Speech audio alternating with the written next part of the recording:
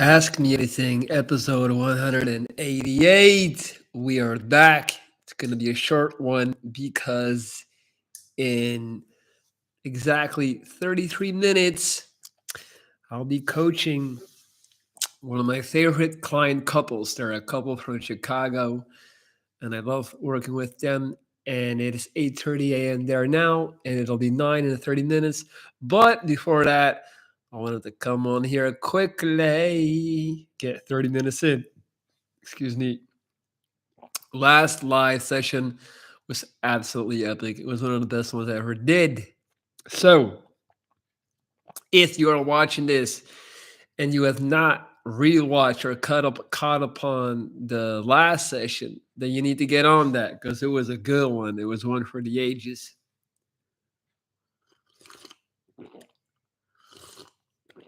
Mm. I actually, pardon the slurping, comes with a scar. All right. I actually put some like a variation of cocoa milk in my coffee. I really like it. The chocolate flavor, making it more rich.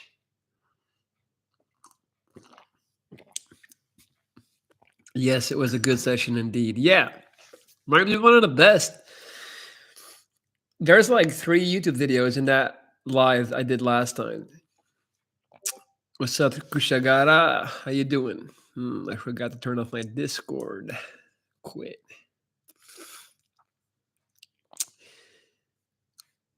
All right, guys, you know the deal, you know the drill. Ask me anything, and I shall deliver per usual. So let's skip the whole, hey, how are you today? And get straight to the content. Nanak Bay, I don't want to ask you anything. I want to tell you you're a badass. Have a great day. Thank you, man. That's so nice of you, Manik. I really appreciate that, buddy. Hope you're having a wonderful reality, wherever that may be. As I await your deep philosophical questions, I'll tell you how my morning has gone. I did rehab in the morning with my physiotherapist, and then I went to the gym to very gently train up her body. And then when I'm talking very gently, I mean very gently. So what I found is that I can do all pulling exercises. I can do rows. I can do pullovers, tricep pull down. But anything that requires me to push still aches a little bit. So I got to be careful with that. But step by step. What's up, Rosalie? Welcome back, playa. Do you wonder how people see you sometimes? I wonder that about me. Huh. I do. I do wonder. And it all depends on how much energy I have to quote unquote fight the world.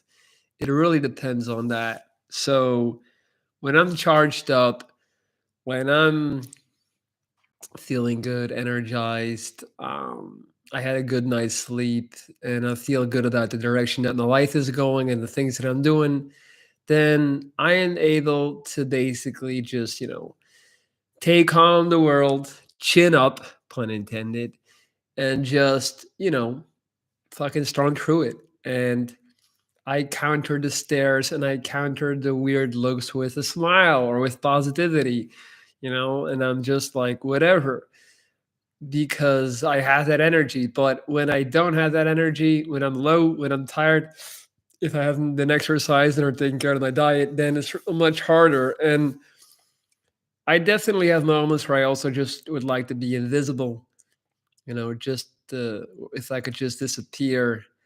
I think anyone can relate to that. And it's in those moments that I tend to just like fall back into the apartment complex that you're looking at right now. Well, it's not much of a complex, but I can't complain. Um, and yeah, then I've definitely have gotten more antisocial with the years. When I was 26, 27, 28, like I would have to go and do something every day. I would have to go and meet someone every day. Now, also, a lot of my peers are having kids and families, so it's not that um, easy anymore. But just going back on the general topic of what people thinking of you and how they see you, I do wonder. I do wonder. And now being single again, it definitely fucks with me more. You know, when you're in a relationship, it's like, oh, it's easy. I don't have to care anymore about what people think of me or how they might look at me because I have found my person. I was sexy enough to convince that person. So fuck all of you. But then when you're single again, you can't help but kind of think of yourself in that context of how do I come across to potential mates?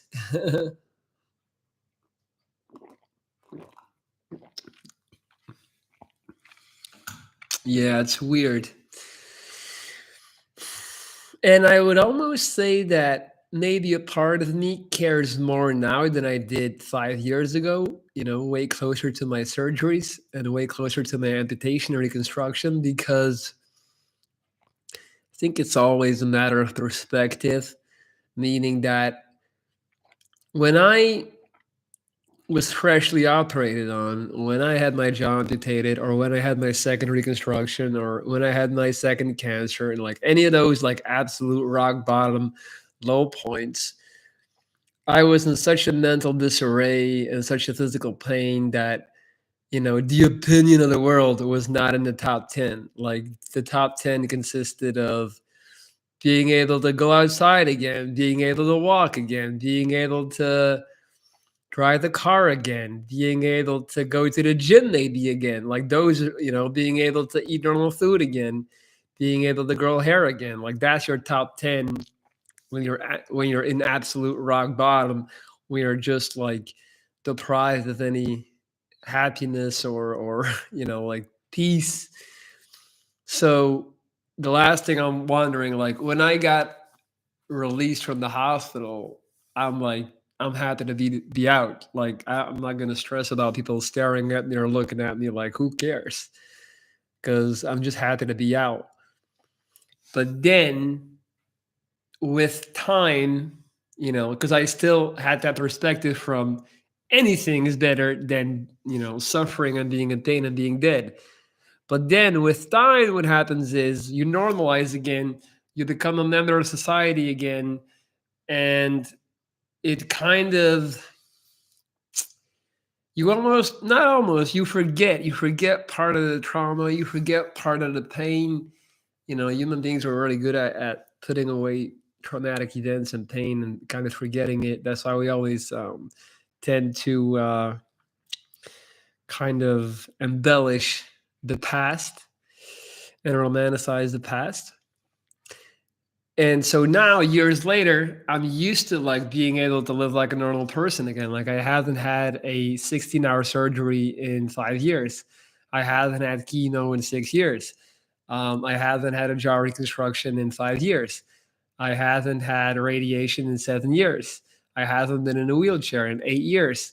You know, so now again, I'm finding myself comparing myself to my contemporaries, to my peers, to people that never went through anything like me, and thinking, oh, why don't I have a house yet? You know, why don't I have this and that? Like so, and with that also maybe now comes more of a frustration with like, why are people, you know, why you gotta look at me like that? Why you gotta stare at me like, you know, fuck off? Because I forgot the gratitude I initially had when I was simply released from the hospital, even though back then I looked a million times worse than I do today. I was a literal skeleton. So it's interesting in that regard. Razali. What's up, Elizabeth? What have I eaten today? This morning I had avocado toast with four eggs sunny side up, and I had this truffle saltufo, which is like a very specific type of bologna salami with truffle in it.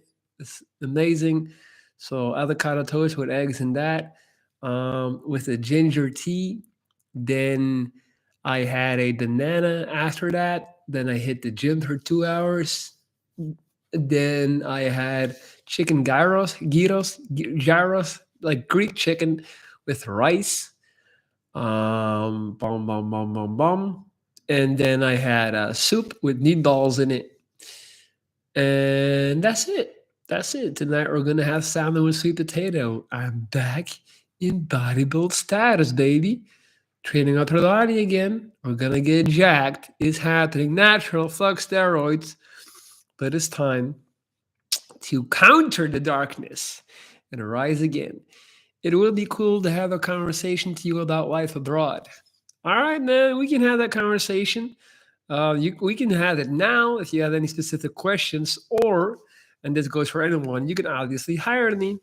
If you want to work with me or interview me, whatever the case may be, this is my email, lorenz.dries@gmail.com. Reach out if you want to work with me. I'm coaching a bunch of clients already. I've also been doing some interviews. People just want to ask me a bunch of stuff privately. We can do it like this, obviously. Ricardo, how is dating life going? Dude, dating life is non existing. Non existing. Zero, zero, zero. And probably now you're all thinking, like, well, no shit. Who would want to date that fucking freak? Hmm. I'm exaggerating, guys. I'm just being dramatic. But that's not the case. Funny enough, I do have quite a few people interested.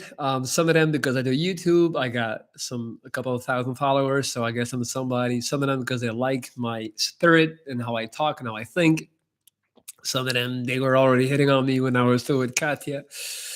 On the down low, but I just gotta fucking block it out. The truth of the matter is, I actually went to this surf camp. There were two girls there that was into me, like two girls that were really trying to like get with me. Um, and I have to be honest and admit to you guys that I'm not there. Like I'm not. Something is blocked. I wasn't feeling it. They were cute enough. Like I can't imagine, telling my 27-year-old self, like, one day you're going to turn down casual sex because you didn't feel it. You didn't feel whatever it is. But yeah, I don't know. So dating life is non existent because I'm just like, not really thinking about that right now. I'm thinking more about myself. Like, can't imagine having to take on a whole different human being with a whole different personality and set of problems and issues and all this fucking stuff that I can't control. Like, yeah, not really there yet. That'll make a great title for the live session. How is dating life going? I guess it all gets back to how you're feeling about yourself. I would agree. Delia, I admire your positive outlook on life and everything. I tend to get severe depression for much less than you realize. Thank you, Delia.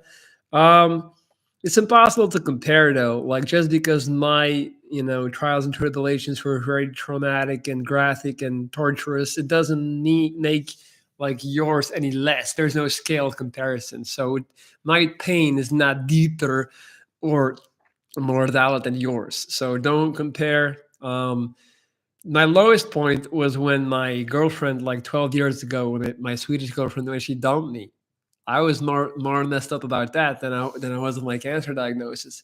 People don't believe me, but it's the honest truth. What's up, stars on Mars? Stig A. I just confirmed COVID positive, mild symptoms. Benzo, any chance you could go shopping for me? Of course not. I'll go shopping for you. Just send over a couple $100. I'll be right on the way. I'll be shopping, man. Michael, how do you fight with loneliness to not have relationships right now? I'm 33 and a lot of my friends are married or far away. How do I fight loneliness? By talking to you motherfuckers. Yes, you're my solution to life. Nah, all jokes aside, stay busy, man. Stay busy. The breakups make bodybuilders. So, just in the gym, trying to get in the best shape I can, control the things I can control. Anything else, I'll just let it flow. Investing in my social circle, investing in family life, hanging out with family. Dude, if Mikal, 33 years old, just like me, you should travel, man. You should go travel and meet some people. That's gonna do great things for you. PC, after all you've been through, what's your philosophy on facing fears and caring what other people think? Yeah, basically, in terms of what other people think, we are constantly captured and we're held captive by what other people think, and that's why we don't do certain things or we do certain things. And then you're laying in that hospital bed with a fucking tube shoved up your dick, and you realize, holy shit, I played the game by the rules my entire life, and here I am. So you need to tell me that all the opinions of all those other fellow monkeys around me doesn't really matter if I get struck down. Like, I remember feeling embarrassed before I got sick. Like I didn't want to travel too much because they would ask questions like, "How can you travel so much? And doesn't that cost a lot of money? And shouldn't you be doing this and that?" And then I realized, like, I can't believe I actually let some travel opportunities get away out of fear of the judgment of other people. Because when you're laid up in that bed, their opinions are invalid, and their opinions are invalid basically in anything as it pertains to life. We're all going to die, including them. So it's just that, like, what we do is we are scared to do stuff due to like social control, like meaning the control that a society has on us. It's like, you're not supposed to do that, so we're scared to do that.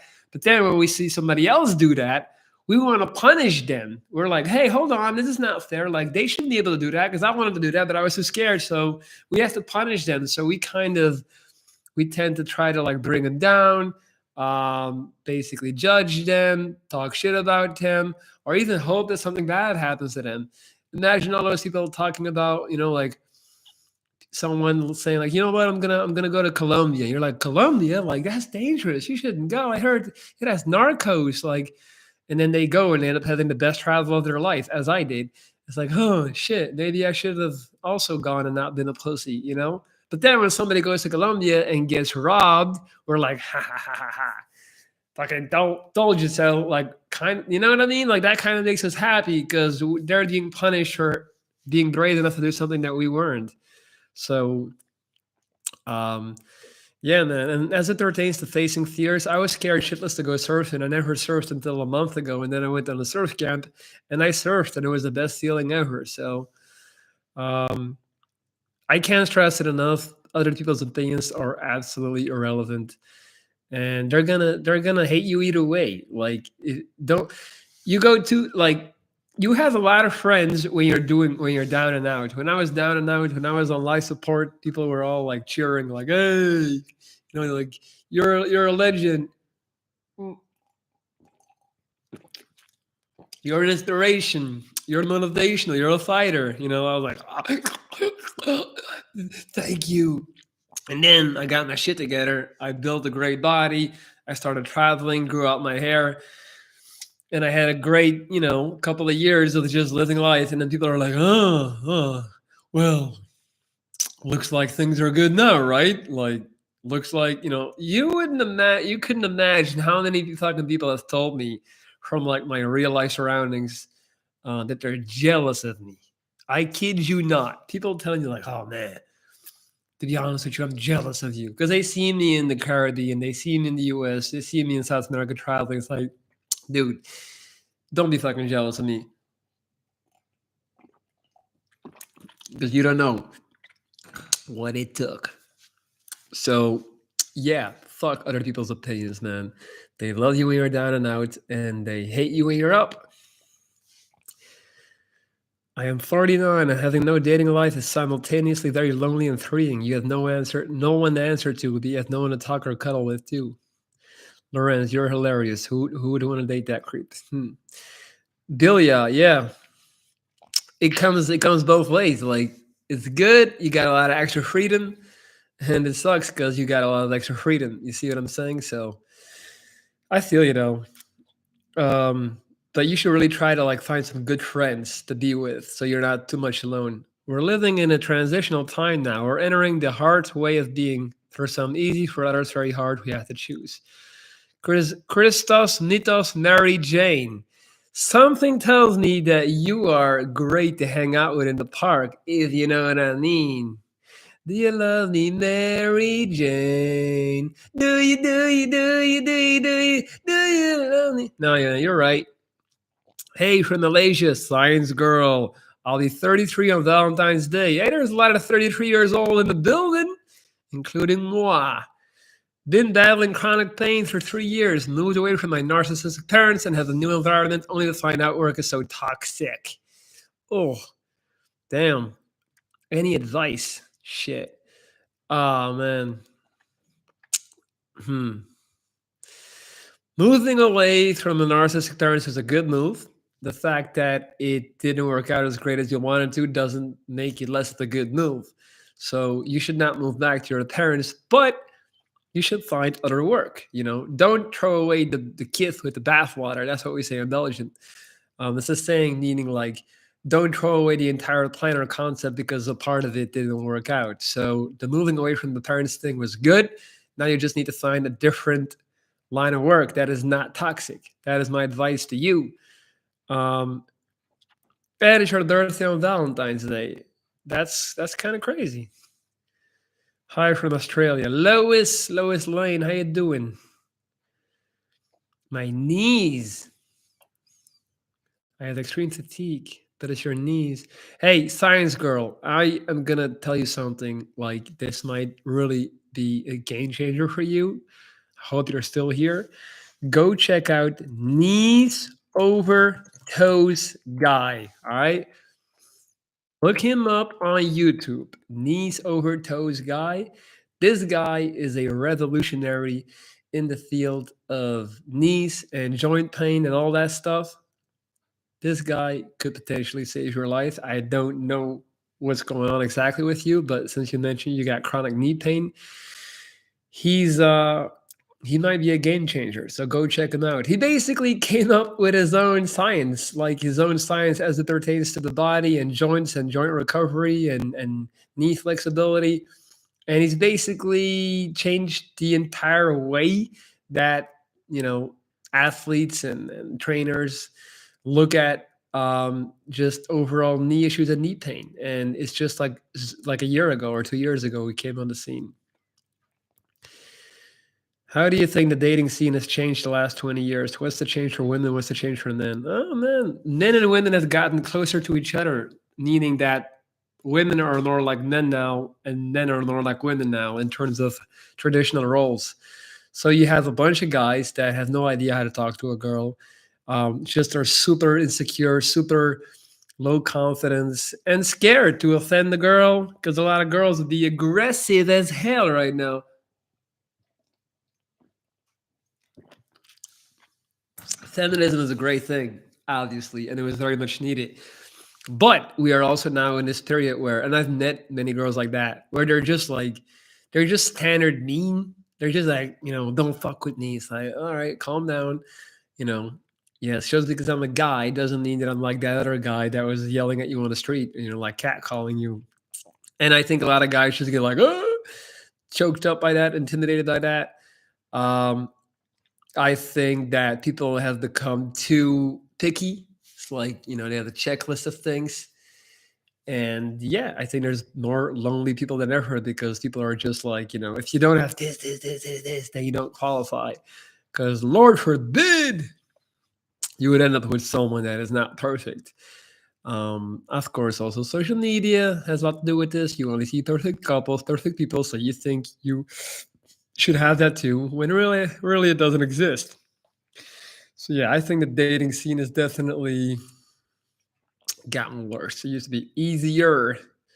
Yo, dude, what time is it over there? It is 3:50 p.m. and I'm doing just fantastic, Ruben. Your name, we say Ruben in Dutch. What's up, Lady R? You think bad boys are more successful with women because of that? Yeah, well, I know what you mean by bad boys. Sure, like bad boys, they don't give a fuck. Like they can apply humor and just overall cockiness and arrogance to kind of like deflect the shield of like overly like bitchy women that have like this vibe of like like don't fuck with me, I know what you're doing. Whereas ironically enough, they're the ones that can bypass it, while the good guys who are more insecure and soft, they're just like they freeze up, and then the women are like, I don't respect this motherfucker, you're weak. You look really handsome today, thank you. You like my hat? Will physical intimacy work if the guy is ugly? Sure, why not? because ugly is subjective. You can like, dude, go to the gym. Like, come on. Like, all right, we cannot determine how we look in the face. You're telling me, but like, there's no excuse for you not to have like a decent shape. Like, that's just eating good and working out. If you don't want to put in the work to do that, then don't complain that your body looks like shit. I'm pre-diabetic. I found out a week ago. Drastically trying to change my diet. Yup, you got no choice, Dill. So good on that. You're gonna need to cut out some carbs, girl. Get rid of all that bread and pasta. You got an itch? No. Thank you for answering me. I'm here still. Good. Science girl, check out that dude. Knees over toes guy. Like he can really help you. How to become a high value male, man. I don't like all that high value stuff, man. That's always like some cult stuff. Always the same type of dudes talking about all these high value men really just treat women like shit and they just want to go back to the Stone Age. I don't like the high value stuff. They want to victimize men and no, you just gotta be a man, but don't be a woman hater and don't expect women to be like, these cooking, cleaning sex machines. Like, just treat people like people. But this high value male thing, I'm not with it. I think bad boys always settle down and they get bored faster. What is a bad boy anyway, Dale? I've been called a bad boy on plenty of occasions when I was younger. And in reality, I was always an emotional motherfucker on the inside, super soft and mushy. People just see the outside, man. 7 minutes left before I got a coaching call. So, guys, hit the thumbs up if you're liking this live. Please. Ruben, you're in the same time zone today? Sure, yeah. It's 15:53. Go check them out, Science Girl. Thanks for answering. I got you. Uh, uh, uh. I think online dating should be banned. Women only want tall men on there. I feel like height is the most attractive thing. I mean, I'm tall as fuck, and I still get turned down, so don't worry about it. You're just gonna always narrow in on the thing that you don't have. If you're bald, you're gonna say that hair is the most important thing. If you have a small dick, you're gonna say a big dick is the most important thing. If you have if you're skinny, you're gonna say being buff is the most important thing.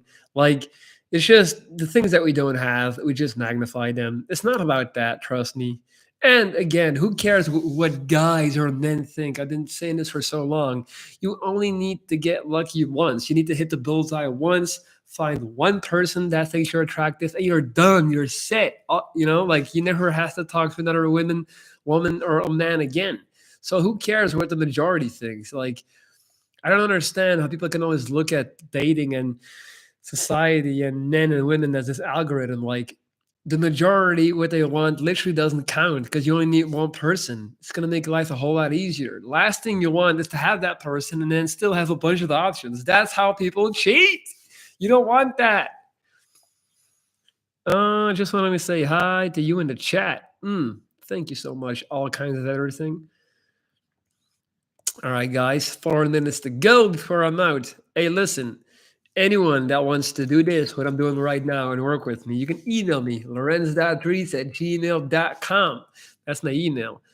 I'm working with clients all across the world, from Puerto Rico, from England, from Greece, Argentina, America, a couple, most actually. A guy from the UK, Wales, actually. So, how it works is we have 2 video calls per week. We work on a monthly basis and we go over the things that need to be addressed. We come up with a plan and then we follow up on it daily basis. All right.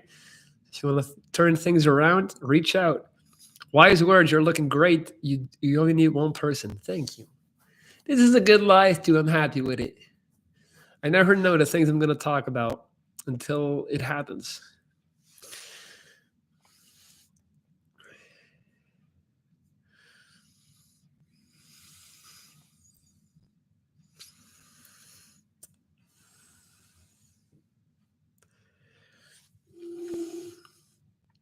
Do you love me, Mary Jane? Do you, do you, do you?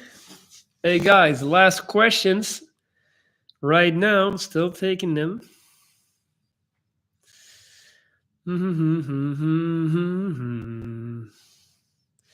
Don't you play that game.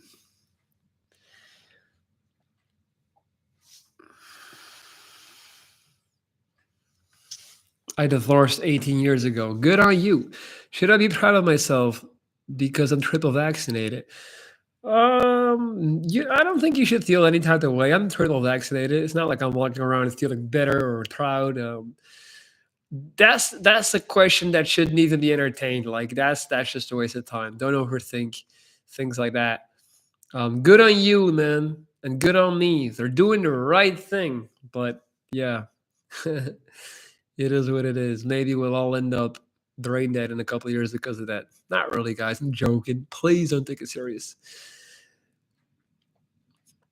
What else? Oh yeah, guys, I have a Discord now. It's actually really cool. I have my Discord community and it's popping. So it's basically this private community. It's like a chat server that nobody knows exists unless you have the password.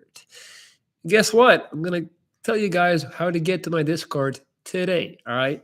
So I'm giving you the Discord link into the chat box right now. You can sign up for free. I'm in there. We're hanging out. It's cool. It's called the Hideout. And go sign up if you haven't yet. I have the respect for women, and I think they're aggressive these days. That's true. Not all, but it's definitely a thing. Are we so the right thing? I don't do English, dude. Buenas tardes, ¿qué tal Aldaro? Dude, I'm literally just rounding up. I gotta go in 1 minute and a half. I got a client meeting at 4. But this was a good one. I had a really good time on this live session. Lorenz, you're the best. You have a thumb up from me. Thank you, Bilia. Thank you so much. Dude, I got the Let's Be Friends speech yesterday. What to do? Very simple. Decide whether or not that person is interesting enough to be your friend with, or if you would just remain friends for the potential opportunity to one day insert your penis into her vagina. If you actually think she's cool and funny and interesting and you can learn from her and you're actually prepared to really just be your friend, then say yes, let's be friends. If you're just trying to wait until you get to hit it, then don't do it, man. Don't be friends. Be honest and objective and stand on it, man, like a motherfucking man, and be like, hey, if I can't get with you, I don't want to be your friend. All right. And she'll respect that a hell of a lot more than you sticking around just waiting for some shit to happen when she gets drunk. That shit is sad. So you know what to do, Alvaro. Pablo Campeon. Máquina. We are on the right side of history. Have you ever been to the UK? Yeah, I've been to London long time ago. Ugly men who are confident are labeled as creepy. No, that's not true. Depends on the energy that you exude. You're welcome, Lois. And again, ugly is subjective, guys. If you can if you have the right attitude and mindset, then people will like you. Yeah. Gracias. I love that people laugh in Spanish with the J's. De nada, compañero. I gotta go. The Grizzly hat is fire, though. Thank you. I love it. I love it. Look at that logo. Look at that logo. It's stitched in. I love this hat. Great lies, I would say. Guys, I got to go. My clients are waiting. Never let the customer wait. So here's the Discord if you want to join and hang out. Here's my email if you want to hire me and let me coach you to success. And that's it. I'm out. I got to bounce. Chicago's waiting. Peace.